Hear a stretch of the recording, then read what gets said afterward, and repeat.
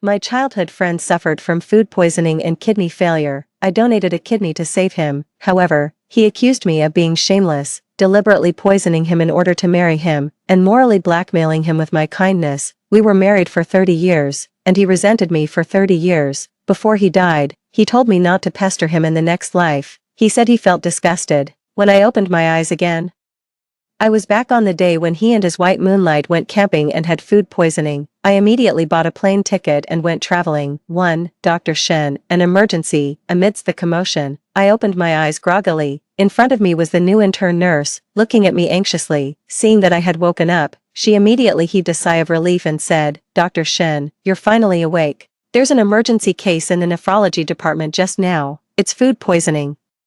Please go and take a look quickly." Looking at the familiar scene in front of me, my heart was pounding like a drum. Sure enough, when I took the medical record, Song Qingyan's name was written brightly on it. All of this told me that I had been reborn. At this time in my previous life, it was me who went to diagnose Song Qingyan. It was also then that I learned that he had severe kidney failure due to food poisoning. If there was no suitable kidney source, he probably wouldn't survive for more than 3 days. I met Song Qingyan when we were young, and we were childhood friends in the eyes of our friends. They didn't know that I had a crush on Song Qingyan, so when I learned the news that he was going to die, I was in a complete mess. I even went to do a kidney match and personally donated a kidney to him. Only then could Song Qingyan survive. But I didn't expect that this was the beginning of my descent into hell. It was also the last straw that pushed me to my death. I calmed my mind and took the preliminary diagnosis form handed to me by the nurse. According to the companions, it was because they ate wild poisonous mushrooms in the wild and even ate barbecue marinated with expired meat, which led to food poisoning. At this time, the patient is almost out of breath. In my previous life, I didn't pay attention to the companions she mentioned.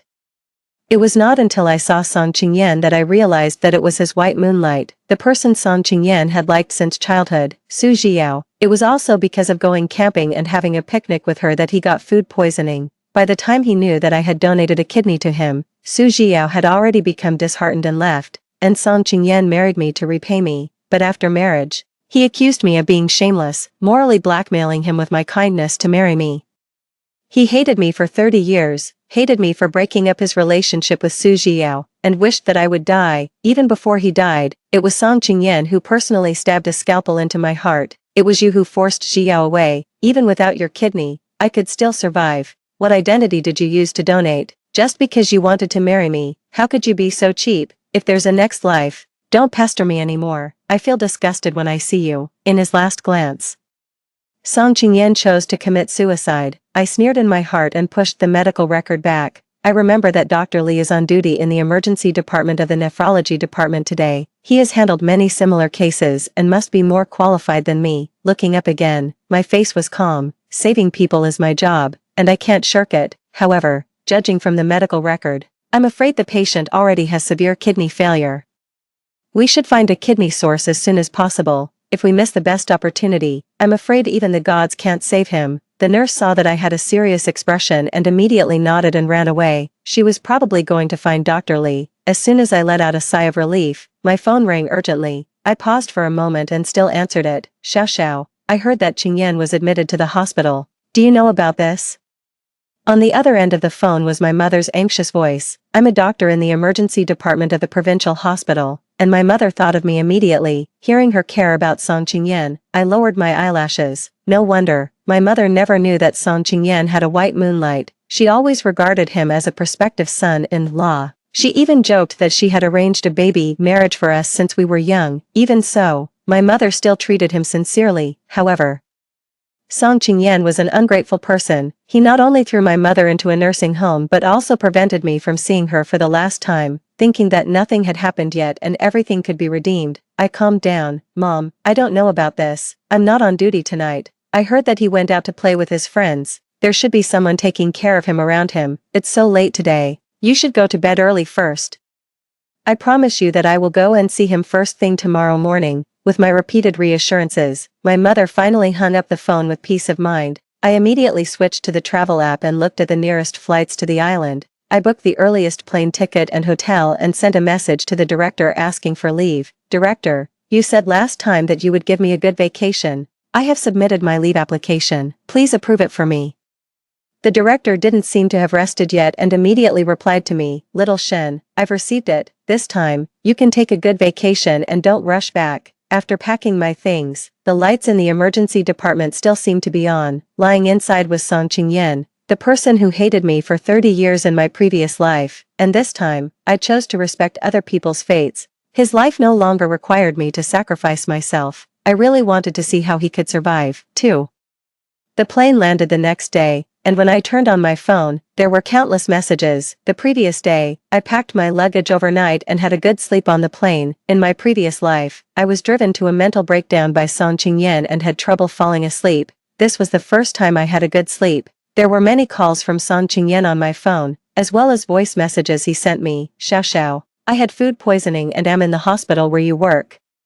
Can you come and see me? I know you're the most famous nephrology doctor. You will definitely be able to help me find a kidney source and save me, right?" I had never seen Song Qingyan like this before. He was arrogant and never bowed his head to ask for help when encountering things. Even in my previous life, after having my kidney source, he agreed to marry me with a smile. He never bowed his head to me because I saved him. In the face of death, life is as insignificant as dust. I didn't reply to him and reported my safety to my mother. By the way, I mentioned that when I went to see Song Qingyan, he was in a coma, so I didn't see him. But my mother, not only because of our long-standing friendship but also because of my ineffable feelings for Song Qingyan, treated Song Qingyan's matter personally. She even treated him like a biological son. Thinking of this, I said softly, "Mom, since I was a child, I have only regarded Song Qingyan as an ordinary older brother and have no other feelings. Moreover, he already has someone he likes, and we shouldn't disturb him." There was a moment of silence on the other end of the phone, and I heard my mother's relieved response, "Mom just wants you to be happy. Everything else doesn't matter." My heart felt sour, and tears couldn't help but well up in my eyes. I let out an and hung up the phone. In my previous life, when my mother found out that I had donated a kidney, she was so angry that she had a heart attack and fell ill. She never expected that I would go to such lengths for Song Qingyan, but the matter had already happened, and there was no room for redemption. My mother could only accept this fact. In this life, I will no longer risk my life for Song Qingyan. Even though I sent Song Qingyan a message saying that I was not in the hospital, his call came immediately. There was noise, scolding, and crying on the other end. It immediately made me think of Su Jiao. Seeing that the call was connected, Song Qingyan could hardly hide his anxiety and immediately asked, "Xiao Xiao, where are you?" "I'm on a business trip in another city. What's the matter?" I replied casually and put away my luggage in the hotel. Seeing that I had no desire to communicate with him at all, Song Qingyan was silent for a long time. In the past, as soon as I answered his call, I couldn't wait to share my daily life with him. I would even take time out of my busy work to make soup for him. Song Qingyan had a poor stomach and couldn't eat when he had a stomachache if he wasn't taken care of properly. When I knew about this problem in school, I stayed up all night to study recipes. It was only after marriage that I found out that a lot of the things I made ended up in Su Jiao's stomach. Su Jiao was a poor student in our class. She wore a washed-out white shirt.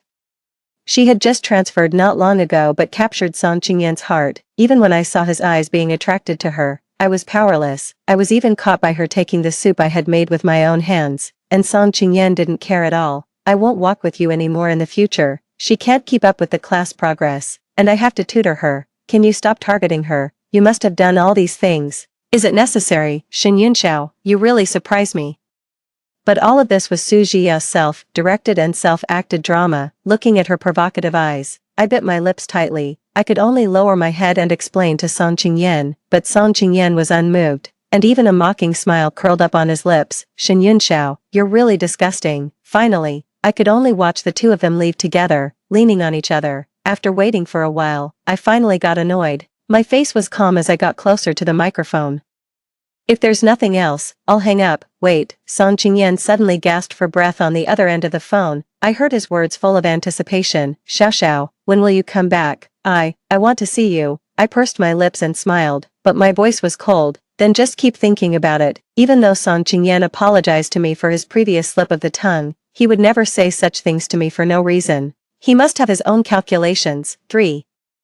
I was lying on a beach chair, feeling the gentle sea breeze. In front of me was the vast sea and a group of seagulls ready to take off. This was a place I had never been to in my previous life. The vacation I should have had was completely delayed by Song Qingyan's illness. I even had to go to the hospital for consultations every rest day. In the end, I had never seen the sea in my dreams, but in a moment's post, Song Qingyan, who should have been in the hospital for an examination, posted a photo of this place. Beside him was Su Jiao in a white sundress. The two of them were tightly hugging each other, acting like a couple, and the caption of the picture was, "Accompanied you to the sea you like, even though I didn't marry you in the end, I will always protect you." But just the day before, I also wanted Song Qingyan to accompany me to see the sea, and he looked impatient and even threatened me with not taking his medicine. What's so good about that dirty place?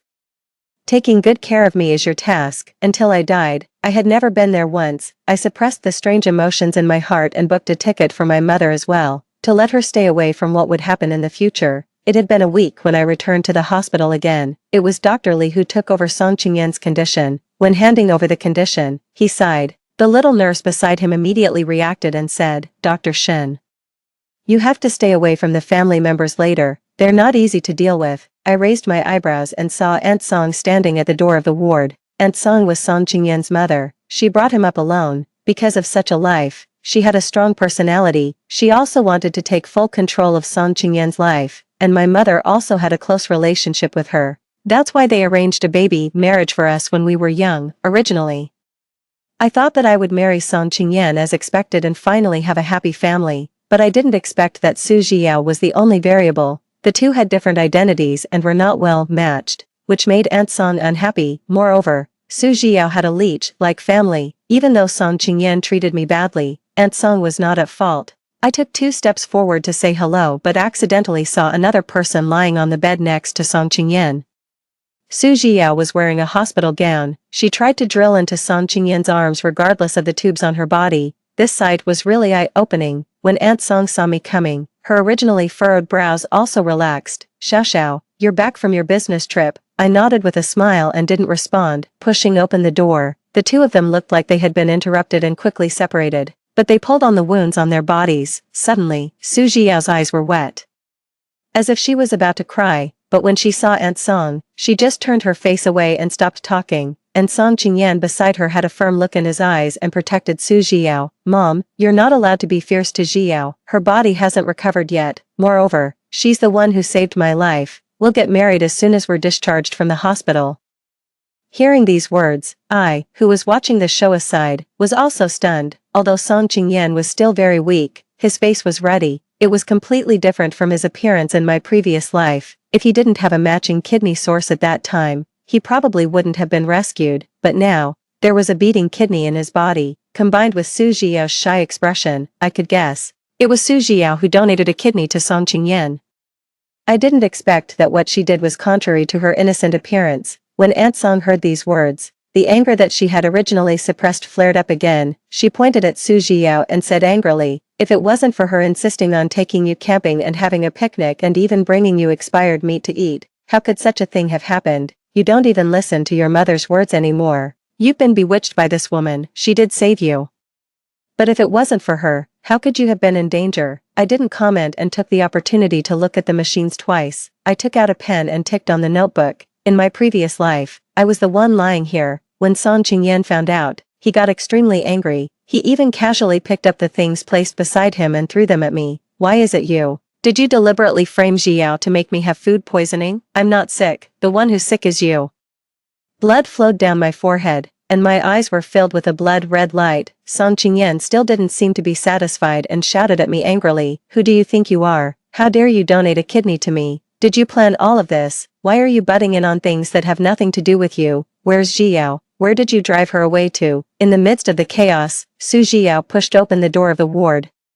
She was wearing the white dress she wore when she first met Song Qingyan. Her eyes were swollen, and she choked with sobs as if she had already cried. "Since she saved you, you should repay her. I'm an outsider and won't appear in front of you anymore in the future." Before Song Qingyan could react, Su Jiao turned around and ran away. The final outcome was that Song Qingyan apologized to me and agreed to marry me. Obviously, the result was what I wanted. I even hurt myself to save him. However, when I saw Song Qingyan looking at me with cold eyes, my heart still felt as if it was being cut by a knife. In this life, he got to marry Su Jiao as he wished. He must be extremely happy in his heart, right? When Song Qingyan saw me coming, his expression froze for a moment. It seemed that I was no longer useful to him, so he turned his head and stopped looking at me. "Why are you here? weren't you on a business trip outside?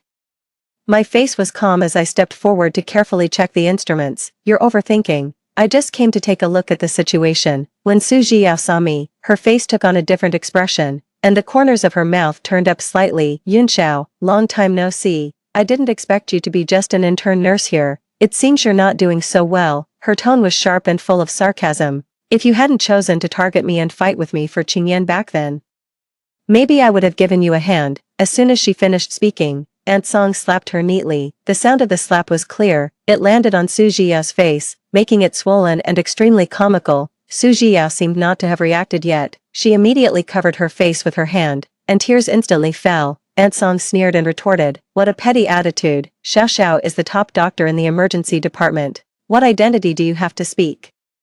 Not to mention that you haven't married into our family yet. Xiao Xiao is like a daughter to me, and I won't allow you to slander her." Song Qingyan beside her wanted to say something but was glared back by Aunt Song. The atmosphere was awkward. I bent down and got close to Su Jiao's ear, tucking her loose hair behind her ear. My hand gently stroked her cheek, and I smiled innocently. "There are so many people here, I won't hit you. If I find out that you're spreading rumors about me next time, believe me, you won't want to know what will happen to you." I secretly exerted force and pressed hard on her swollen area. As I wished, I heard her take a sharp breath. "By the way, I don't care about you at all. All of this is just my duty. Don't think of yourself as so noble." After speaking, I straightened up and wanted to turn around and leave, but Song Qingyan grabbed my wrist. I turned around and saw Song Qingyan's flushed face. Finally, he asked, "Xiao Xiao, why don't you care about me like you used to?" There was a sincere look in Song Qingyan's eyes, not like he was faking it. In a trance, I thought of the him who was very kind to me in the past. Song Qingyan and I were childhood sweethearts and well matched in social status. From childhood to adulthood, he always protected me and gave me all the good things. Even he held my hand and made a solemn wish under the night sky. "Xiao Xiao,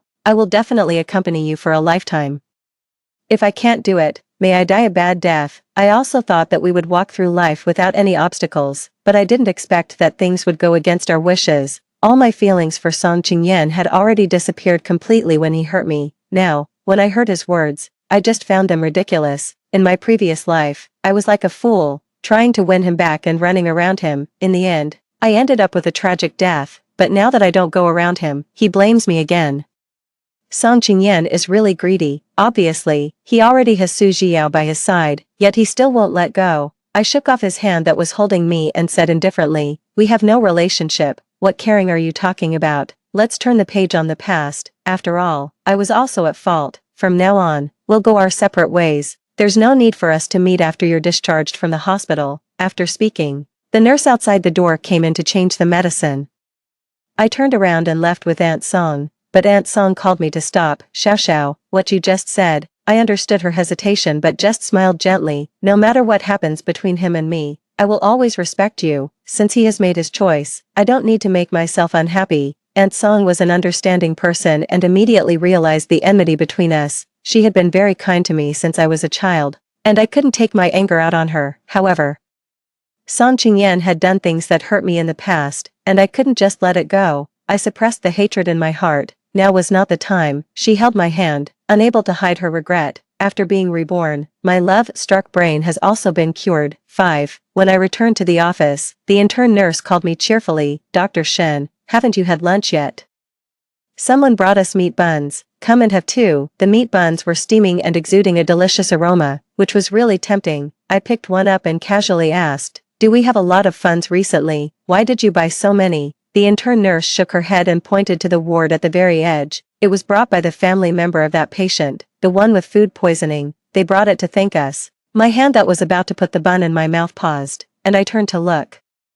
"Didn't we say that we're not allowed to accept things from the patient's family members? What did your teaching teacher teach you?" I frowned and stopped talking. It was Song Qingyan's ward. I had just met Aunt Song, and she didn't mention this matter. Then it must have been Su Jiao who brought them, thinking that they had food poisoning from eating spoiled meat. I always felt that something was fishy. I broke open the meat bun and took a tentative bite. Immediately, a spoiled taste filled my mouth. I frowned and spat it out, confirming my guess. The meat filling used in the meat bun had long since spoiled. I called the nurse and asked her to take the meat filling to the third floor for testing. I put away the rest one by one to preserve the evidence. Recalling the gloomy look in Su Jia's eyes when I left just now, I immediately reacted. I'm afraid Song Qingyan's food poisoning was also related to her. Moreover, clearly she went camping and had a picnic with Song Qingyan. Why was she fine when she brought the buns? Recalling that he happily told me that Su Zhiyao invited him to a picnic, Song Qingyan didn't bring anything,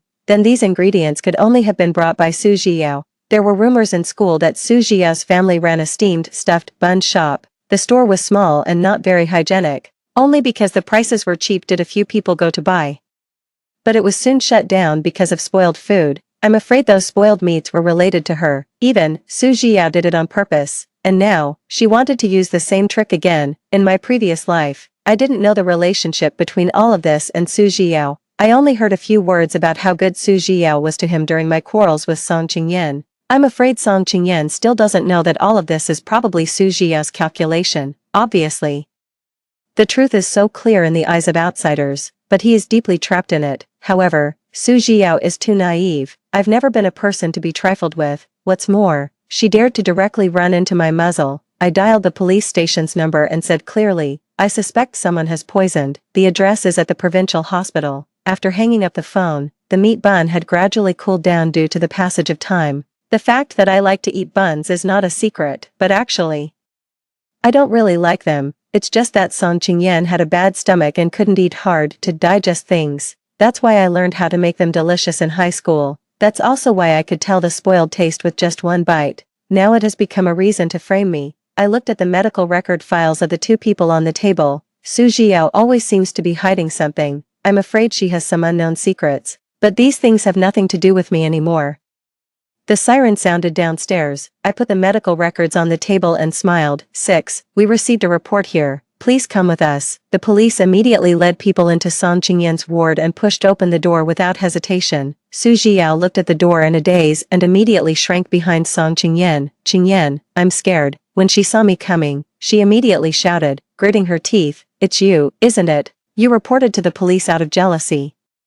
I just asked my family to send some buns for you to eat. Why did you do this? I turned my head to look at her and asked innocently, I haven't even said what the matter is. How did you say it directly? Su Zhiyao was stuck for a moment and immediately turned her head away, but escaping couldn't solve the problem. She was suspected of poisoning with meat buns made from spoiled meat filling, which had violated the law, even though she shouted that she had nothing to do with this matter.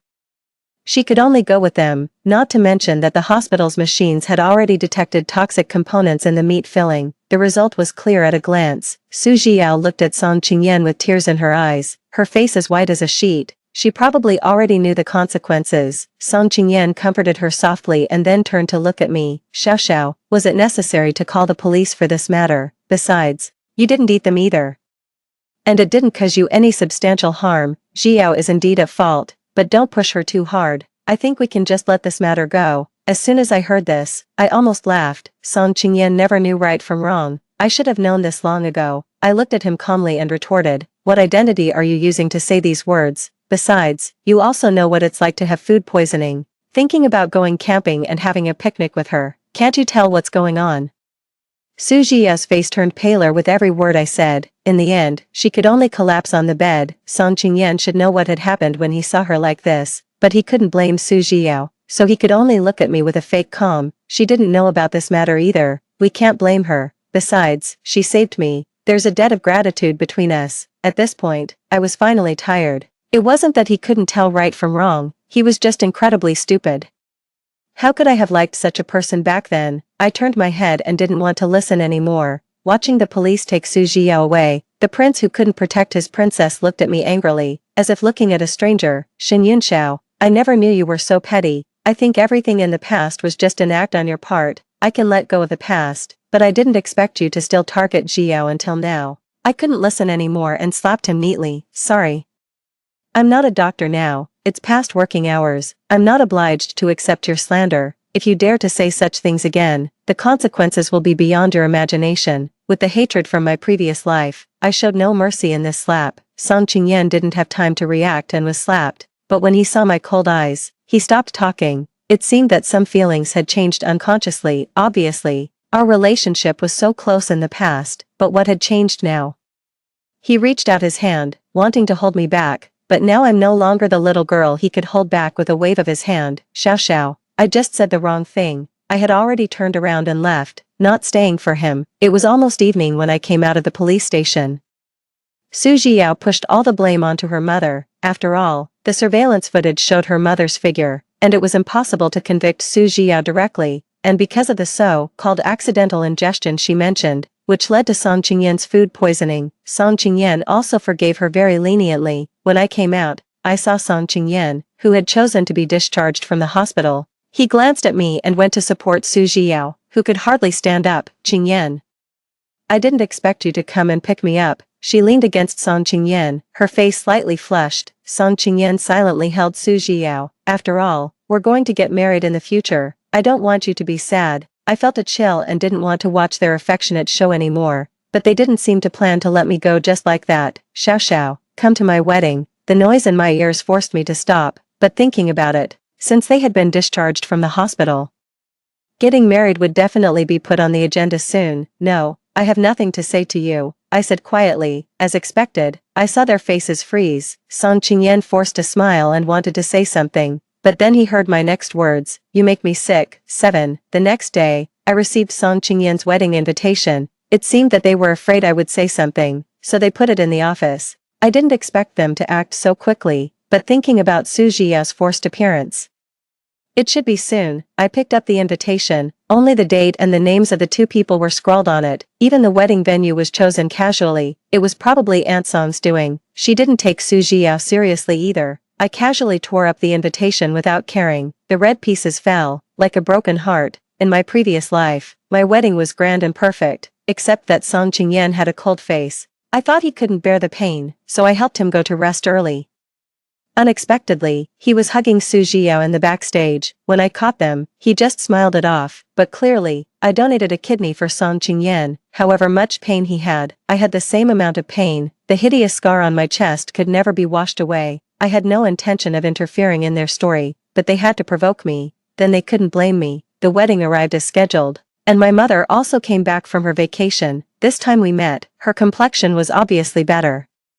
Even the pent-up anger in her chest had dissipated. My mother didn't care whether Song Qingyan and I could end up together. She only hoped that I would find happiness. On the day of the wedding, my mother and I still attended together, but Song Qingyan and Su Jiao's faces were uglier than each other. In the end, we only participated in the wedding for half an hour. I leisurely ate the desserts that Aunt Song had specially prepared for me. When they were exchanging wedding vows, photos suddenly flashed on the big screen behind them. Su Jiao hugging someone else, abusing a kitten, and even bullying others on campus. Like a slideshow, they were shown one by one. Su Jiao was in a panic and finally splashed red wine on the big screen crazily. It's not me, Qingyan, I'm not like this. Su Jiao grabbed his sleeve, trying to explain, but Song Qingyan shook her off fiercely. Then tell me, who was in the photo? The appearance of that little cat was very familiar to Song Qingyan. It was the one he often fed at school, but in the end, it disappeared without a trace, and the white moonlight in his heart turned out to be just a person who bullied others and had no sense of propriety. She was one way in person and another behind people's backs. This was Su Jiao's true nature. In order to make the wedding proceed as scheduled, the two had already obtained their marriage certificate in advance.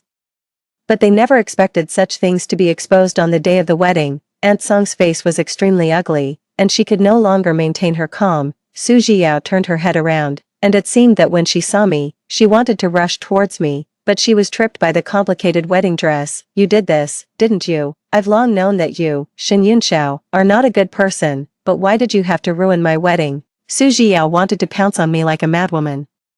I picked up the wine glass beside me and splashed the red wine over. Are you sober now? I asked and picked up the wet wipe on the table to dry my hands. Su Jiao's eyes were blurred, and she wanted to hold Aunt Song, but Aunt Song's expression was unreadable, and she shook off her hand forcefully. Mom, don't call me Mom. I don't have a daughter-in-law like you. Song Qingyan looked unhappy and just said in a low voice, we're already married, anyway. Mom, you should accept it. Aunt Song looked shocked, as if she couldn't believe it, and asked, she's an unfaithful woman. Song Qingyan, are you blind? Are you trying to kill me? After speaking, Aunt Song didn't care anymore. She took 2 deep breaths and turned around to leave. Song Qingyan wanted to chase after her but was stopped by a little boy. Give me all your family's money. My mom told me everything. Su Jiao looked embarrassed and wanted to squat down to coax the little boy, but he pushed her down with a shove. "Don't touch me, ugly woman." As expected, this was Su Jiao's younger brother. Because of her mother being in the police station, no one was taking care of him, but no one expected him to run out today. Now, any guest present could understand, Su Jiao married him just for Song Qingyan's money, whether on campus or now, it had never changed, and her younger brother had long been instilled with this idea. Although Song Qingyan was not from a prominent family, he still had a place in the city.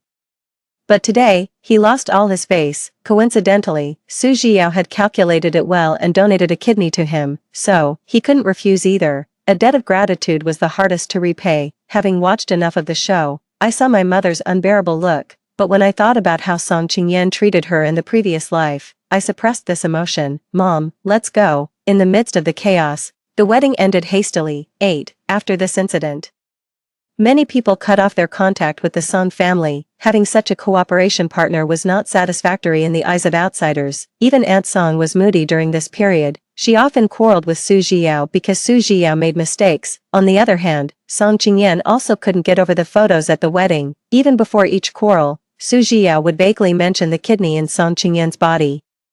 The feeling of being morally blackmailed that Song Qingyan accused me of in the previous life. It was time for him to taste it. This was his own sin, and he couldn't blame others. A week later, Aunt Song invited me to her home for a meal. I didn't want to bother with them and wanted to decline politely. But I saw the dark circles under Aunt Song's eyes, both emotionally and rationally. I still agreed. When I saw Song Qingyan again, he was much weaker, completely different from the way he looked at the wedding. I didn't say much and casually mentioned Su Jiao. Aunt Song snorted and sneered. The day after the wedding, she wanted to use the Song family's money to buy a house for them. She even wanted to split half of the Song family's property because of donating a kidney. These 2 days, she said she was not feeling well and went to the hospital. I didn't comment. I didn't expect Su Jiao to act so quickly. She had even thought about the inheritance division. If there had been no episode at the wedding, she might have succeeded. Unfortunately, I made Aunt Song see her true face. All of this was to make her face the reality. I changed the subject and replied with a smile, "Auntie, if you're in a bad mood, you can go out for a walk. If you hurt your body because of such things, it won't be worth it." Song Qingyan seemed to be paying attention here. He heard Aunt Song sigh and say, "If only Xiao were my daughter-in-law." I shook my head and refused, saying calmly, "Things have come to this. Auntie should accept it. After all, this is the person Song Qingyan personally chose. If you really want to break up this couple in love, I'm afraid he won't be willing." Before Song Qingyan saw me off, he hesitated for a long time and then said, "Xiao, do you still like me?" My heart was icy cold. I didn't know why he asked such a question. In the past, Song Qingyan turned a blind eye to everything, but now, he brought up the old things. "You're joking. I've never liked you." "Impossible. Clearly, you were willing to make soup for me, make recipes to take care of my stomach, and wait for me to go home together every day. Even I once made a vow to you." Song Qingyan spoke slowly, as if he was very familiar with these things. He saw all of this. But in the previous life, he pretended not to understand and chased after Su Jiao. He even imagined that I poisoned him and stabbed me to death. "Xiao, I was wrong. I shouldn't have believed Su Jiao. Will you forgive me?" Song Qingyan choked up, and his eyes turned red for no reason. In the past, I would definitely feel sorry for him and immediately agree to his words, but now, the Shen Yunxiao who really loved him had long died in the past. He no longer had the right. "You're already married, don't make me dislike you." I didn't say anything more but bumped into Su Jiao who had just come back. I saw clearly a knife that suddenly rushed towards me and the flash of murderous intent in Su Jiao's eyes. At the last moment, Song Qingyan pushed me away, but he took the fatal blow for me. 9. Song Qingyan suddenly vomited a mouthful of blood. Realizing what she had done, Su Jiao let go of her hand. The scalpel fell to the ground, and Su Jiao shrank in the corner, covering her ears desperately. "It's not me, it's not me." When Aunt Song heard the commotion and saw this scene, in a fit of anger, Aunt Song rushed over and started fighting with Su Jiao. I immediately called the police and told them to get in the car and go to the hospital without delaying the condition. Song Qingyan beside me had already fallen into a coma. The knife was thrown on the ground, lonely and stained with blood. In the emergency department, Song Qingyan was pushed in, and Su Jiao was taken away by the police for intentional injury. Aunt Song couldn't hide her crying. She didn't know why things had turned out like this. When the intern nurse saw me, she handed me the secondary medical record. Although the newly transplanted kidney source for the patient has been matched, the kidney source has been diagnosed with severe uremia. Now, there's nothing we can do. Hearing this, I suddenly remembered the medical record that Su Jiao had blurred. She had latent uremia, but she donated this kidney to Song Qingyan. In the end, Su Jiao wanted to die with Song Qingyan. I wasn't wrong about that flash of cold light just now. Song Qingyan's body could no longer withstand another kidney transplant, and Su Jiao clearly knew this. That knife just now was only a few centimeters away from the heart, extremely dangerous. I had long known that Su Jiao had bad intentions. I had already made preparations in advance. But I didn't expect Song Qingyan to rush over and block the knife for me. I lowered my eyes, not knowing what was on my mind. In the end, it could be considered one knife for another. After Aunt Song learned the truth, she was relieved. All of this is Qingyan's retribution. She stayed in the ward quietly for one night and packed her luggage the next day. She chose to go to the countryside to live for a while. Although Song Qingyan wouldn't die suddenly, he was now like a walking corpse. Looking at him lying on the hospital bed, I only felt a sense of déjà vu. His figure overlapped with that in the previous life and merged into one. When he was awake, Song Qingyan suddenly asked me, "Were the photos at the wedding done by you?" "Yes," I admitted it frankly, looking at his eyes as if he had expected it. If it weren't for Su Jiao, Song Qingyan was actually very smart. Since Su Jiao dared to do such a thing, she should know that she had to bear the consequences. Every move and every choice of hers would affect her life. I had no intention of continuing to talk to Song Qingyan. After opening the window, I wanted to leave the ward, but I heard an apology that dissipated in the wind. He said, "Xiao Xiao, I'm sorry. I had waited too long for this apology, so much so that it no longer mattered." 10. I went to the police station again. Su Jiao was criminally detained for attempted murder. She also confessed to the previous food poisoning. Su Jiao's face was as white as a sheet, but her cheeks were abnormally red. "Shen Yunxiao, you bitch, you actually dare to appear in front of me again. If it weren't for you, I would have been happy for a lifetime. I would have been with Qingyan well." She choked up and looked at me with a fierce gaze. "What are you doing here again?" I shrugged and my face was calm. "You look really confounded in this state." It was not until I saw Song Qingyan that I realized that it was his white moonlight from me, and she just laughed crazily, with tears falling down her cheeks. "I've been targeting you all along." I didn't expect that stupid Song Qingyan still believed me. Even when he finally married me, he called out your name. "Since that's the case, then let's die together." Su Jiao coughed and finally spat out a mouthful of blood. Looking at her unconscious appearance, I only felt it was ironic. After calculating for a lifetime, this was the result, because of intentional injury. She was sentenced to 10 years in prison. For her subsequent reflection, she could only spend it painfully here. I'm afraid this was her final ending. When I saw Song Qingyan for the last time, he was so thin that he was just skin and bones. He didn't show any of the high-spirited look he had in the past. Because of uremia, it was difficult for him to speak. When he saw me, a brief light flashed in his eyes, and then he fainted again. Since that injury, Song Qingyan's spirit had also deteriorated. Even other diseases on his body came one after another. He wouldn't live long and wouldn't be conscious for long either. He didn't even see Aunt Song for the last time, in the days when only the nurse accompanied him. Song Qingyan just regretfully repeated the past. After all, he was no longer sober. 11. Coming out of the hospital, the sun outside was dazzling. Seeing Song Qingyan for the last time was the utmost kindness I could show. The rest of the things had nothing to do with me anymore. In the future life, I wouldn't be stuck in memories and unable to extricate myself. Outside was a new beginning and new scenery. I had always been on the road, never looking back. Story 2.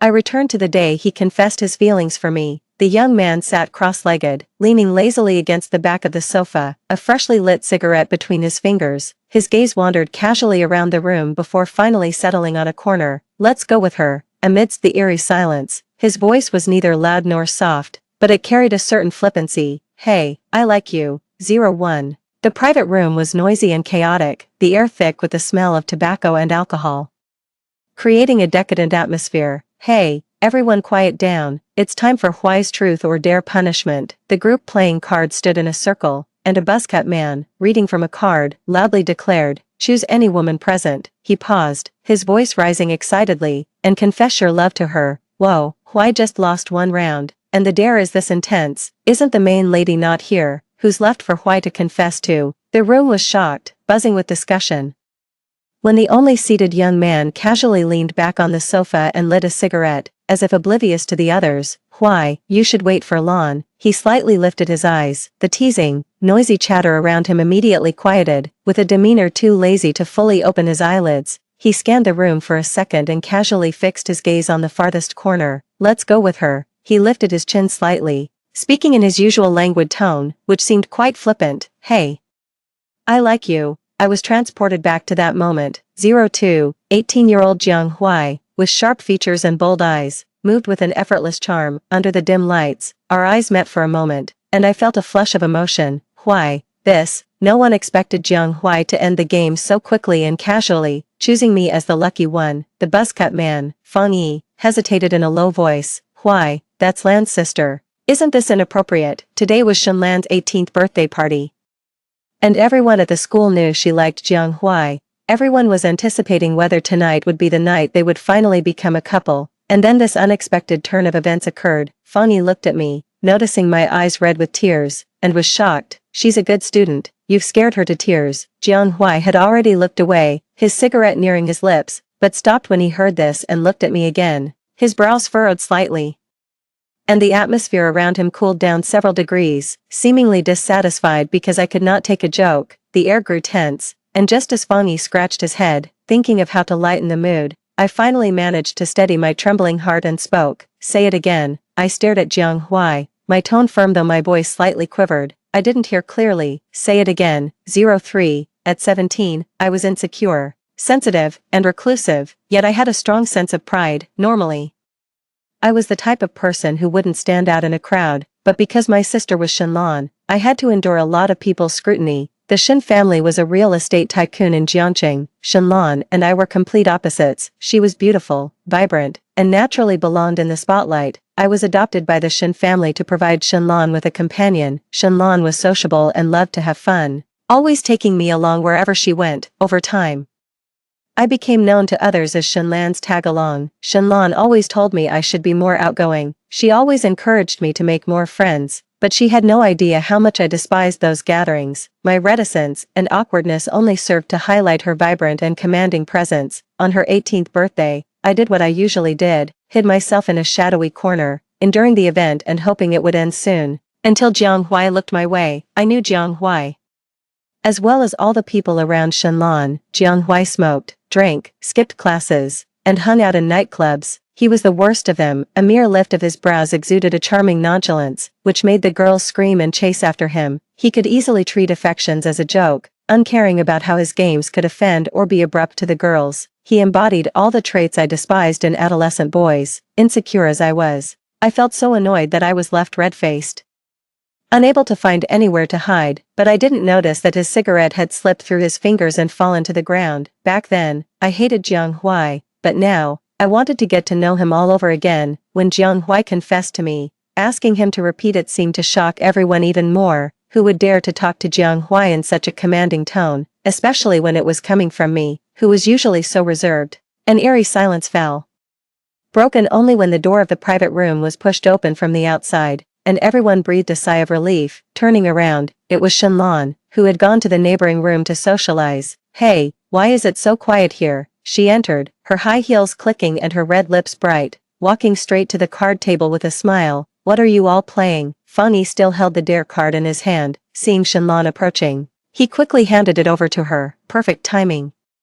Sister Lan, I just lost at cards and was wondering which girl to dare. He playfully made a heart gesture at Shenlan, teasing. Sister Lan, I love you. Everyone followed suit with the teasing, and the atmosphere in the room finally returned to normal. Well, sorry to disappoint, but I'm already interested in someone else. Shenlan walked over to Jiang Huai, her smile bright and confident. Jiang Huai, be my boyfriend. Jiang Huai had already averted his gaze before Shenlan approached. He lowered his eyes and pressed the unsmoked cigarette into the ashtray. His voice was not lazy, but deep and intense. I'm not interested. Oh, well, we can talk about it when you are. Shenlan shrugged her shoulders, and under the curious gazes of everyone, she casually called for everyone to join in the game again.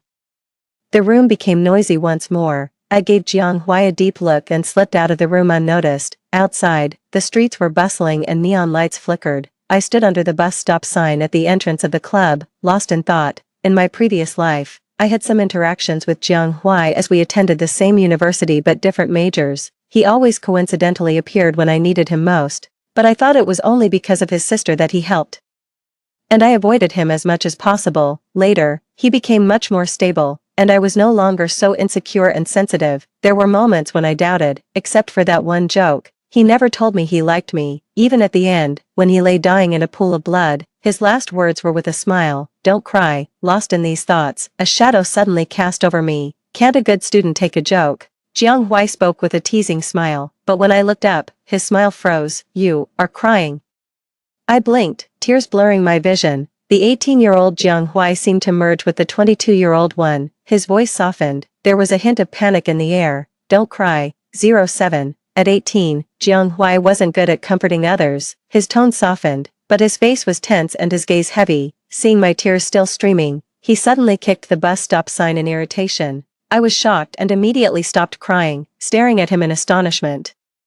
Jiang Hui glared at me for a couple of seconds, then turned away abruptly, shoving his hands into his pockets. His entire posture radiated frustration. He really looked fierce. His tone was full of impatience. If you think I'm taking advantage of you, I'll just give it back. There's no need to cry. I stared blankly at his back and asked dazedly, how can you give it back? It took a while before I heard Jiang Hui's voice. Feigning indifference, how about you confess to me once? 08.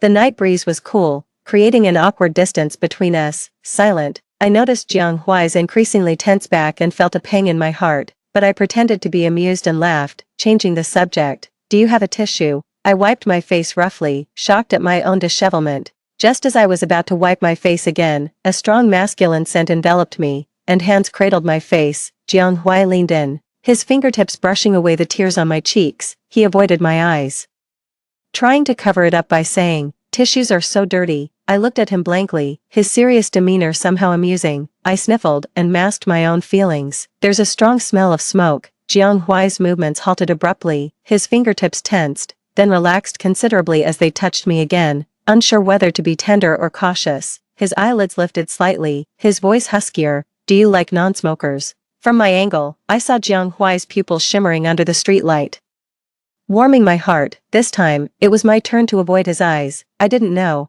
if Jiang Hui would still smoke 4 years later, didn't know why he was kind to me, didn't know when he started liking me. I knew nothing about Jiang Hui. My understanding of him was based solely on prejudices. 09. Jiang Hui walked me home that night. That night I dreamed of a time in my freshman year when I was taking a bus to the suburbs from school, just as the bus doors were about to close. Jiang Hui appeared out of nowhere, squeezing in at the last second. The bus at the school gate was always crowded. I was huddled next to the aisle handrail, trying not to touch anyone, when suddenly a sharp stop made people fall towards me, and I fell backwards, and landed right against Jiang Hui's chest. Seeing it was him, I panicked more than if I had fallen to the ground. Sorry, I tried to distance myself, but Jiang Hui suddenly reached out to grab the seat in front of me, trapping me in that space. He leaned in. Are you that afraid of me? I remained silent, slightly turning my head away. He straightened up. Where are you headed? I answered non-committally. To the suburbs. I had to check a manuscript with an interviewee for a teacher. Want to be a journalist? I was stunned, not knowing how he knew. Yeah, Jiang Hui seemed to chuckle. A journalist who doesn't like to talk wouldn't do well. I didn't respond, feeling that Jiang Hui was looking down on me, and silently took note of it in my heart. After getting off the bus, I looked back to see Jiang Hui still on the bus. There were now many empty seats, but, yet he remained in that same spot, staring straight at me through the car window glass. His gaze was so intense, it frightened me and I quickly turned away and started to walk faster. I never really questioned where Jiang Hui was heading that day, nor did I ponder why someone who usually drove a Porsche to school had taken the bus. But sitting on the bus yesterday, I bluntly asked him, do you know my name? Xin Yu. Yes, the you that means surplus. I mocked myself, jokingly, just a friendly reminder. Next time you confess, you should call out the person's name. Yelling hey really lacks sincerity. God knows, my palms were already covered in nervous sweat. I didn't dare to see Jiang Hui's reaction. After speaking, I tilted my head against the window and closed my eyes, pretending to rest. I thought, I'm already 21 years old. I shouldn't still be that timid, insecure child who gets anxious over speaking to others. Although I still wasn't very talkative later on, I could at least speak competently about my profession and had become a favored rising star journalist among the teachers before even graduating. I had followed many stories. The goal of a journalist is always to seek the objective truth. Now, I was here to find out about Jiang Hui. In my drowsiness, I seemed to have really fallen asleep, but when Jiang Hui propped up my face and rested my head on his shoulder, I was awake. I heard a voice above my head, soft as a whisper. He said, "It's the you that means a lifetime." In the last semester of our senior year, Jianhui still treated skipping classes and leaving early as the norm. I waited at school for several days without a chance to meet him. Instead, I heard quite a bit of gossip about him these past few days. Jianhui was confessed to by a girl and, annoyed, he knocked her to the ground. Jianhui was drinking at a bar, flamboyantly spending 388,000 in one night. Jianhui, well, these were all old topics and also the source of my previous prejudices against him. I just saw Jianhui at the school lane, with a group of vocational high school guys. It looked like they were about to start a fight. Hearing this, I was stunned for a moment. Then grabbed my backpack and ran towards the school gate. When I reached the alley, it was just in time to see Jianhui knocking down the opposing leader with a punch, calmly withdrawing his hand, as the two groups started cursing and fighting. Jianhui stepped back to the side of the wall, casually putting his hands in his pockets, seemingly about to pull something out, then hesitated. I suspected he was about to pull out a cigarette to smoke, but for some reason, he didn't. Perhaps at that moment, he just happened to look up and see me standing at the entrance of the alley. We locked eyes silently for 2 seconds. Then Jianhui suddenly turned and walked towards a fork in the alley. Without thinking, I chased after him, calling out, "Jianhui!" Hearing my voice, Jianhui stiffened and walked even faster. In my haste, I tripped over my own feet, letting out a yelp. Just as I was about to fall face first, I once again ended up securely in Jianhui's arms, causing him to grunt. I looked up and said in unison with him, "Why are you running?" I stood up from Jianhui's embrace and explained, "I heard you were fighting here. Came to see. What's there to see?" I tilted my head and thought, "Seeing you like this for the first time, it feels," under Jianhui's obviously nervous yet trying to be calm gaze, I smiled, "It feels quite handsome." Jianhui's lips subtly curled into a smile. He quickly turned his head and coughed, making a sound from his nose.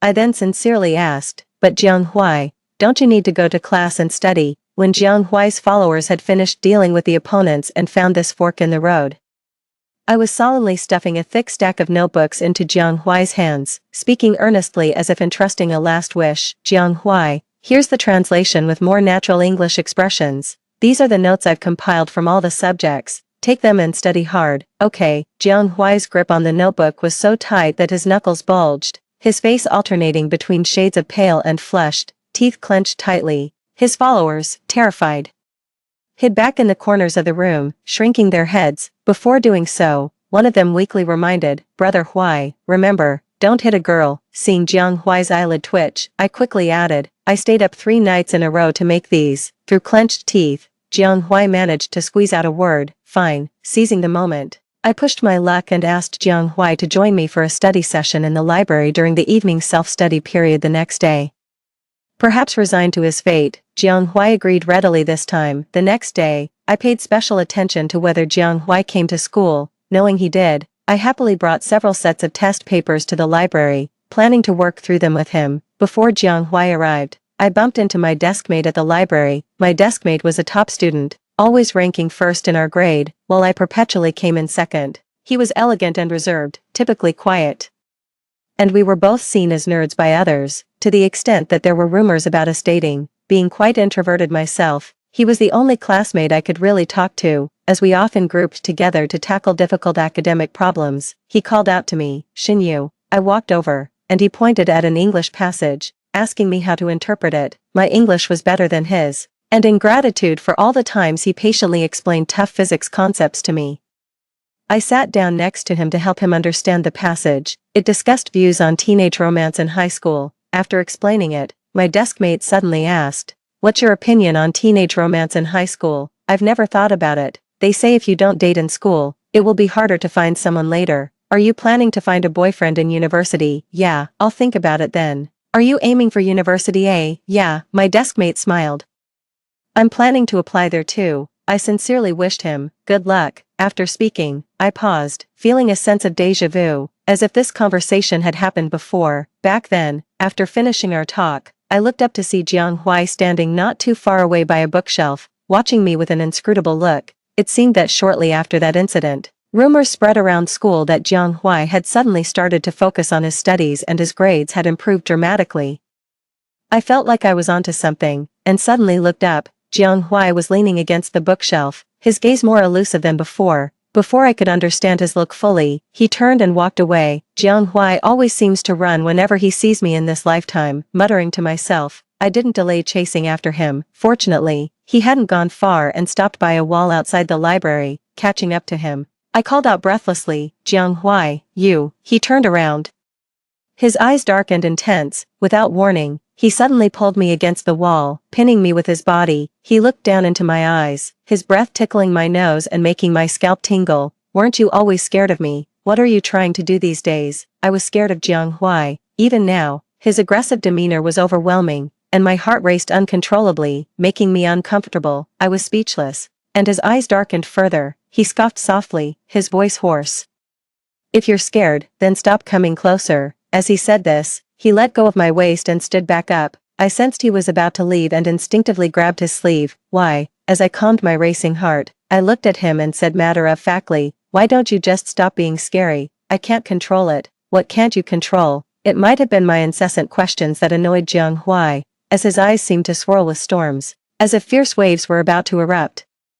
He tilted his head and flashed a charming smile, whispering one word, desire. He leaned closer, his lips near my ear, his voice lowered, Xinyu, do you understand? I didn't understand. How could a current pass through my eardrum and numb half of my body? I slightly turned my head away, trying to cool my burning ear. Then, why don't you solve a few sets of 5x3 exercises? It might help you clear your mind and control your desires. 15. True to his former career as a journalist, Jiang was somehow persuaded by me. On the way back to the library, he didn't walk beside me but trailed behind at a distance. In the library, he didn't sit next to or opposite me, but chose a spot diagonally in front of me, pretending not to be with me. I looked at him, puzzled, and he just nodded his chin at me as if to say, mind your own business. After school, he returned to his usual self and walked me home, so I didn't think much of it. On the way, I asked him, Jiang, what university do you plan to attend in the future? I had attended a university, a top-tier institution in our country, and miraculously, Jiang had also managed to get in from a much lower expected level.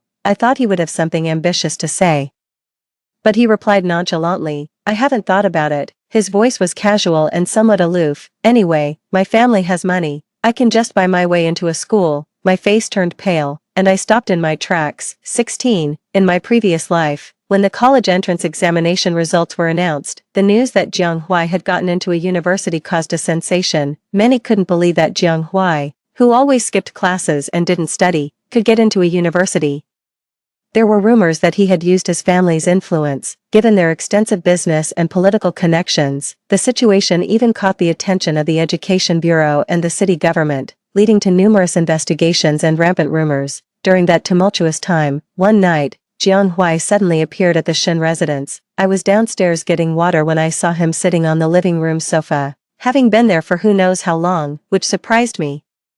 Jiang walked up to me step by step. I could immediately see his disheveled state. Speaking seemed difficult for him as he said, I got in on my own. I understood he was referring to a university, but I didn't understand why he felt the need to tell me this. I responded awkwardly. Oh, Jiang expression was so distraught. He looked like he was about to cry. It was the most vulnerable I had ever seen him. It was as if he was clinging to his last straw, his plea barely forceful.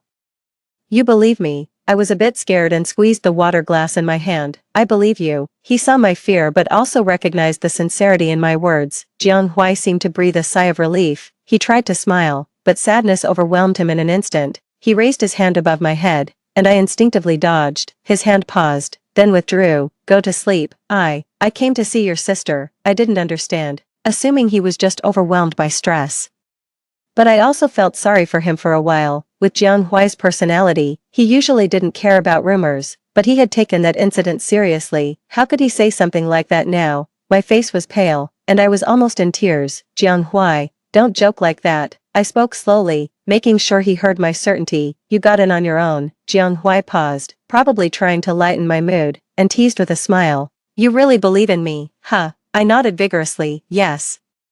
Even though I once disliked him, I never doubted him about this matter. Jiang watched me silently, his gaze earnest and focused. Okay. I wasn't sure which okay he was responding to, but suddenly, I felt relaxed. 17. I started dragging Jiang to the library every day, occasionally bringing him practice problems. I was in the top class while he was in the average class 7. requiring me to go down a floor to reach his classroom. It seemed that Jiang Huai always avoided me at school. I rarely managed to catch him at the classroom door, and he never sat with me in the library. In the cafeteria, he stopped me with a look whenever I tried to sit next to him, but after school, he walked with me as usual. I felt a bit aggrieved and couldn't understand why Jiang Huai was so hot and cold with me. To others, my behavior made me look like just another girl hopelessly chasing after Jiang Huai. Rumors began to spread more widely around the school. And more people looked at me strangely. I wasn't deaf to their whispers. That's the nerd from class 1, isn't it? How could Jiang Huai ever like someone like her? Isn't she just humiliating herself? I heard she's Shenlan's sister. She's even trying to steal the guy her sister likes. Shameless. I thought top students were different from us. But it turns out they are even worse. I walked past them with composure, fully aware of their guilt and discomfort from speaking ill behind others' backs. Strangely, in the past, a single bad word about me could upset me for a long time, but now, I was indifferent to the rumors. Once again in the cafeteria, I consciously sat at a distance from Jiang Huai, neither trying to get closer nor looking his way, yet I still overheard a few classmates around him. Bro Huai, wow, you've got both sisters all dizzy over you. There was a loud bang. Jiang Huai kicked the chair of the guy who spoke and cursed, your mom's dizzy. I looked up from my bowl to see Jiang Huai walking towards me with his tray, anger still evident on his face under the shocked gazes of most of the cafeteria. He sat down beside me, and his anger faded instantly. Don't listen to them. About me and Shenlan. I found his quick switch amusing and couldn't help but laugh. Interrupting him, Jiang Huai stared at me, laughing, the harshness in him dissipating completely.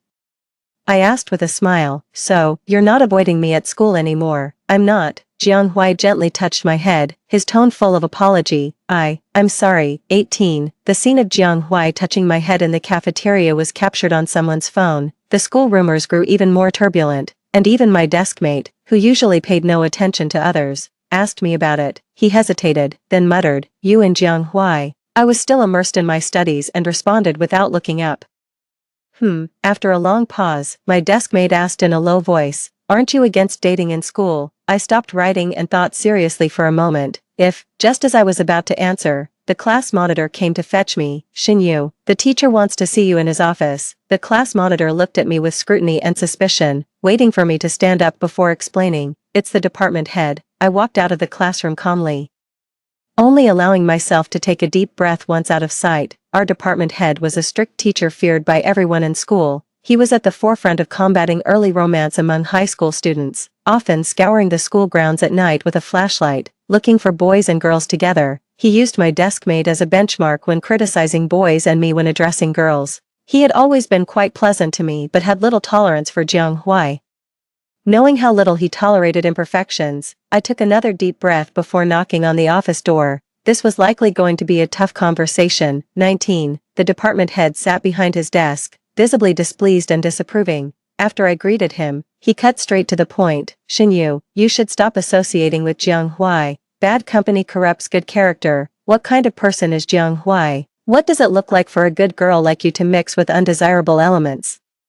You're in your senior year now. With the college entrance exam coming up, the priority is your studies. If you don't focus now and your grades drop, you'll regret it when the exams come. You are still young, and don't be dazzled by all the fancy tricks. Once you get to college, you'll meet many more talented people. It's not too late by then, you understand. I know that if the rumors today had been about me and my deskmate, the department head wouldn't have this attitude. He simply dislikes Jiang Huai, thinking that people like him who coast through academics on the strength of their family background are parasites, hence his harsh words. I also know that if it were any other teenagers lost in their youth, the teacher's words would be correct. Even precious advice, but I am, after all, a bit different from the others. I listened silently from start to finish, and only when he finished speaking did I carefully start to speak. Teacher, Jiang Huai is also just a high school student. Although he is a bit extraordinary, he's not a bad person. That single sentence made the department head glare at me furiously. I didn't mind and continued speaking. During the 3 years of high school, I ranked first in the school for the first time in last week's full subject mock test. That was the result of my efforts and has nothing to do with Jiang Huai. Likewise, if one day my grades drop, it won't be because of Jiang Huai, but my own issues. I pulled out a piece of paper I had prepared earlier from my pocket and handed it to the department head, which listed Jiang Huai's exam results since his senior year. Jiang Huai's lowest ranking in the exams was 500th in the school, and the highest was 200th last week, but he didn't even finish the paper every time. He could have. The department head snorted coldly, his face turning ashen. I sensed the disdain in that snort. Clearly, he thought Jiang Huai's high scores were merely due to cheating. I stopped speaking, sighed deeply in my heart, and took back the paper. Prejudice is a mountain that sometimes blocks our view, making us selectively blind. I, too, was once like this. Teacher, although I am young, I will take responsibility for my choices. Please rest assured. I bowed to him and without saying more, turned and left the department head's office. Someday, Jiang Huai will reach the summit and prove himself. I don't need to say more. Just standing with him and enjoying the view will be enough. 20. Stepping out of the department head's office. The sunlight was bright, with the sun shining gloriously. I immediately saw Jiang Huai leaning against the wall next to the staircase, dazzling even in the shade. He looked at me, his eyes filled with complex, unfathomable emotions, deep and impenetrable. I walked towards him. Jiang Huai, what are you doing here? He smiled at me then. How do I describe that smile? Because at that moment, my entire youth seemed to shine brilliantly. 21. From the moment I was called to the department head's office, I had guessed why Jiang Huai was avoiding me at school. He didn't want the rumors to hurt me, nor did he want the teachers to look down on me, a good student. What he didn't expect was that I didn't care about these things. What I also didn't expect was that I might not care about what people at school said, but I couldn't ignore what my sister Shenlan thought. Shenlan didn't attend one middle school but studied at the top private school in the city, sometimes staying in an apartment there. Our parents were very busy, often not at home, leaving me alone at home most of the time. I hadn't seen Shenlan for a few days. When we met again, it was Friday evening. I was eating alone at the dining table when I heard the clicking of Shenlan's high heels. She rushed over to me, cupped my face with her hands. I heard you and Jiang Huai are together. I almost choked on my food, struggling to maintain her composure. She said hesitantly, no. Sensing something was off, Shenlan quickly let go of my hand, sat down beside me, and exhaled. I knew it. I didn't believe it. Jiang Huai is totally not your type. I was taken aback. Momentarily at a loss for words, after starting university, I had pondered what kind of partner I would seek. In my mind, he was not particularly tall or handsome, but he was neat, a gentle, polite, and modest gentleman, all characteristics that Jiang Huai did not possess. It wasn't that I hadn't encountered such people in university. When my classmate confessed his feelings to me, I rejected him without a second thought. That day, when he asked me about not dating early, I wanted to tell him. If it were Jiang Huai, maybe I could accept it. Getting personally involved in a story is a journalist's taboo, yet with Jiang Huai, I was no longer objective. Jiang Huai was my exception. But how could I explain this to Shenlan? After all, she was the one who liked Jiang Huai first. The Shen family never mistreated me. On the contrary, they treated me just as well as Shenlan. Though I was accustomed to refusing and not accepting, Shenlan always took me to places I didn't want to go. But she would hold my hand and introduce me proudly. This is my sister, Xinyu, remember her, everyone, and don't let her be bullied. It was my own fault for being distant and unable to express my likes and dislikes, always enduring in silence, letting myself sink into a swamp of inferiority and sensitivity. When I joined the Shen family at the age of 5, I already had a clear sense of self in this world. I heard Shen's parents say at the orphanage that they were looking for a playmate for Shenlan and heard them complain that I was too wooden to play with Shenlan. It was Shenlan who took my hand firmly and said, I want her to be my sister. I was endlessly grateful to Shen's parents, yet I couldn't help feeling distant and restrained, but deep down, I truly wanted a sister like Shenlan. When she was 16, she told me, I like Jiang Huai, and I'm going to pursue him. Her pursuit was vigorous, and at 17, she complained to me, why won't Jiang Huai agree to be with me? By her 18th birthday, she had confessed to Jiang Huai multiple times. Though I knew that Shenlan had moved on from Jiang Huai after going abroad for university, I wasn't sure how she would view my feelings for him. I was too nervous to speak. Shenlan, already holding a pair of chopsticks, teased, I've been chasing Jiang Huai for so long without success.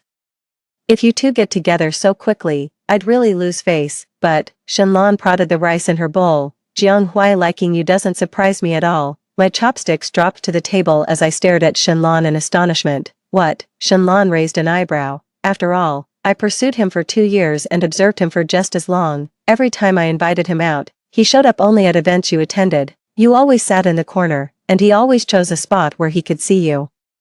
Every time I confessed to him and he rejected me, his gaze would wander to you. And remember when you were 7 and I took you to the Lin family's birthday party? He beat up the Lin boy for no apparent reason. Do you know why? Because that Lin boy called you a country bumpkin and said you were ugly, and Jiang Huai overheard. That was the first time I met Jiang Huai, witnessing him pinning another child to the ground, his youthful fury frightening me, and ever since then, I avoided him. I never knew. Hee. After I found out, I went and gave that Lin boy another beating. Seeing my distressed expression, Shenlong stopped laughing and fell silent for a moment. I never told you these things before because you just didn't get it. And I didn't want these things to disturb your peace of mind. As for my liking Jiang Huai, Shenlong shrugged. The other men around me were all misfits, but he was handsome and had a charm that suited my tastes. It was natural for me to like him, and pursuing him was just a bit of fun. You know how I am. When I like someone, I don't hesitate to put in the effort. But losing interest can happen in a flash. Even though you don't say it, I can tell, Shenlong said to me with a smile. But I actually still hope that you can talk to me, your sister. If something's on your mind. By the way, did you know that Jiang Huai is the Jiang family's illegitimate child? Jiang Huai was at the same orphanage as you before being taken back to the Jiang family just a few days earlier than you. In my room, I recalled the last words Shenlong said, and my mind was in chaos. One day at the orphanage when I was 5, a disheveled little boy in tattered clothes suddenly arrived. People said he was a mentally challenged vagrant that other orphanages had refused, so he ended up at ours. The other kids were scared of him, and although the headmaster let him stay, he didn't really look after him. He wore a loose old jacket and always kept his head down, not speaking a word, huddling in a corner. No one called him for meals, and he never joined our dining table. Seeing him curled up and shivering in the corner, I covered him with a quilt. I also secretly brought him meals and candies distributed at the orphanage, but I did all this while he was asleep, thinking he didn't know. Then one day, he was gone. The headmaster said his family had taken him back. A few days later, I was also taken away, and I had forgotten about him. How could I possibly connect the flamboyant and proud Jiang Huai with that little boy? My heart felt sour and swollen. And suddenly I really wanted to see Jiang Huai. I pulled out my phone and sent him a message. Jiang Huai, yes, for some reason, that one word made me want to cry. I thought about my past life, when I was a reporter investigating a news story about a coal mine owner whose exploitation led to the deaths of 10 miners. Before I could delve deeper, I was blocked at the foot of the mountain, the cameraman and I ran into the woods, chased by a group of men in black. After we got separated, I ran blindly until someone pulled me into a cave. It's me. Jiang Huai appeared as if from nowhere right in front of me. That was in the remote northern mountains, not a place like the far northwestern deserts or snow-capped mountains where he could simply say he was touristing. In that moment of life and death, I instantly realized and begged him to hide, but as the footsteps of the pursuers grew closer, he leaned close and whispered in my ear, "I'm here, don't be afraid," and many other things. All the proofs of Jiang Huai's affection for me. All lost in the sands of time, curled up in discomfort, my phone suddenly vibrated. Jiang Huai's voice came through the earpiece, sounding as if from another dimension. "Come down." I ran downstairs like mad, and there Jiang Huai stood in front of the Shen household, hands in his pockets. He always appeared like a miracle. I ran towards him. "What's wrong?" I threw myself into his arms. "Jiang Huai, I'm sorry." 24. I was waiting for Jiang Huai's confession.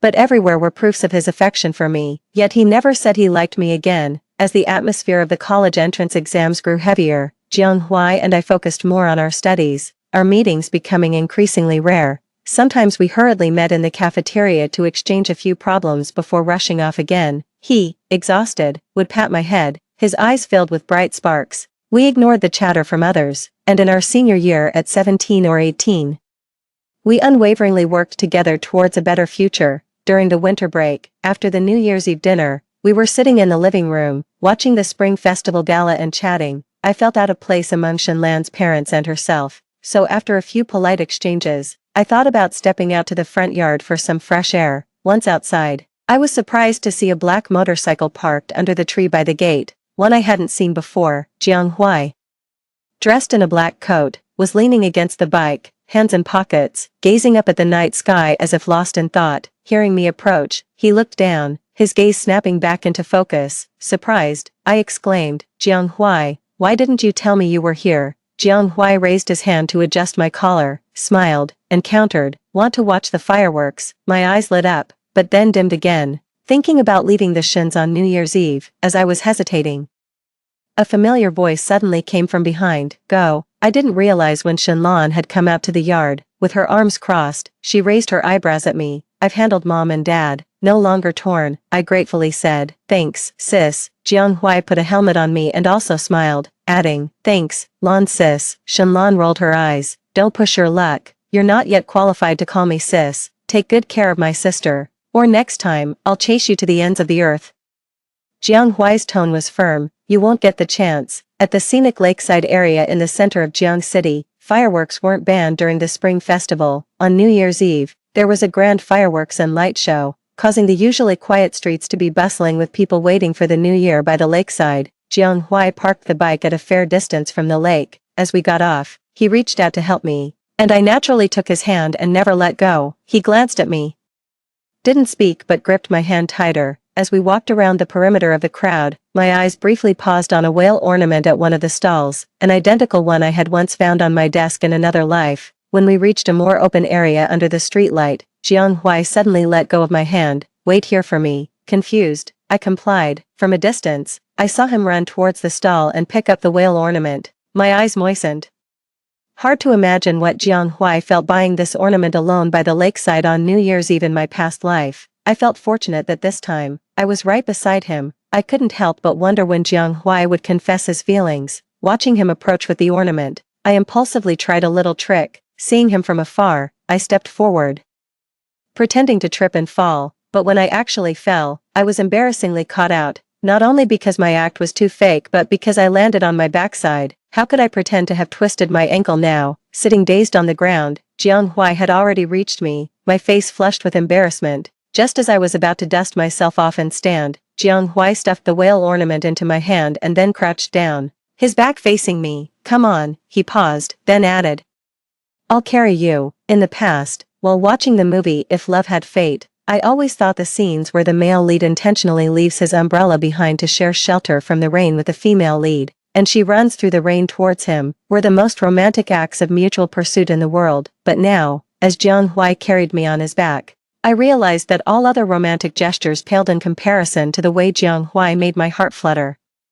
I wrapped my arms around his neck, leaning on his shoulder, holding the whale ornament he gave me. Why did you give me this? I hope, for abundance every year. The wind by the lake was cold, but I only felt Jiang Huai's warmth, heartwarmingly intense. Across the lake, the tall buildings lit up with countdown lights, and the nearby crowd erupted into noise. Then came the uniform countdown. Jiang Huai carried me on his back, stopping in a deserted area outside the circle, waiting silently together for the New Year's bell to ring. When the countdown reached 1, I shouted, Jiang Huai, me, have you finished your winter vacation homework? Jiang Huai, Happy New Year. Fireworks lit up over the lake, bursting into a spectacle of dazzling colors in the air. Stunningly beautiful. Jiang Huai chuckled softly. Xinyu, is your mind only filled with thoughts of studying? I smiled. No, I'm thinking about our future. Jiang Huai paused, his hand gripping my thigh suddenly tightened. What did you say? Never mind, no more waiting, I said. The second confession should be made by me to Jiang Huai. I moved my lips close to Jiang Huai's ear. Jiang Huai, I like you. The end. Jiang Huai's perspective. 01. I seemed to be a mistake from birth. My foster parents didn't like me, even though I didn't cry when beaten or complain when hungry. They ultimately kicked me out one winter. I roamed the city, until the police sent me to an orphanage. I stayed at the orphanage for a few days before the director sent me away. They were tired of me, scared of me. Nobody cared what happened to me. I was sent from one city to another, but nowhere did I belong. Until I was 6, I met a girl. She had a ponytail, and her bright, clear, almond-shaped eyes always shone. She always stayed behind the crowd, quiet and gentle, looking at me without avoidance, only with pity. She wasn't afraid of me. She would secretly bring me food and candies.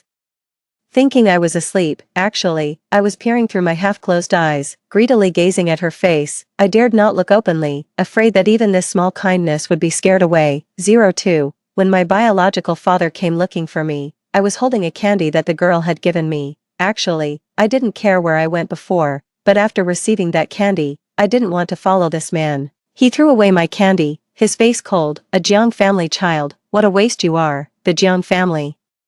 So my surname is Jiang. They said my mother was my father's true love. They brought me back to replace my brother's position, but my brother never even considered me. they wanted me to be strong, not weak, boring. I might as well make a show for them. I became defiant and reckless. I met that girl again. She had forgotten me. She was afraid of me. But I would rather have her fear me than to return to being someone who could only wait for her charity. 03. I watched her follow behind her sister. Still hiding in the corners of the crowd, she tried to make herself invisible, but I could always spot her instantly. I realized she was a bit timid, well-behaved, good at studies, excellent at everything. She, like everyone else, feared and disliked me, yet she was unlike anyone else. When I was 7, I beat up a Lin family boy who spoke ill of her. She clearly only saw me hitting him, but when the elders asked, she clearly stated, I don't know what their conflict was about. I only saw part of it, not all. In high school, she saw me surrounded by a group of thugs. Thinking I was in danger, she secretly ran to the guard room to call a teacher. She thought I didn't know it was her. For a while, Fanny was utterly captivated by romance novels, constantly talking about their plots. I scoffed at this, thinking it unmanly for a guy to indulge in such stories. But there was a phrase he mentioned that I kept in my heart and pondered over for many years. Yes. Shinyu was my redemption. I knew Shinyu wouldn't like someone like me, yet, she was so exemplary that I wasn't sure if I could continue to watch her silently after our senior year. I wanted to be the first person to tell her I liked her, even if only as a joke. I lit a cigarette and leaned against the back of the sofa. It was one of the many times I feigned nonchalance and frivolity, and it was my most nervous moment. I hid in the dimmest light and looked at her. Hey, I like you.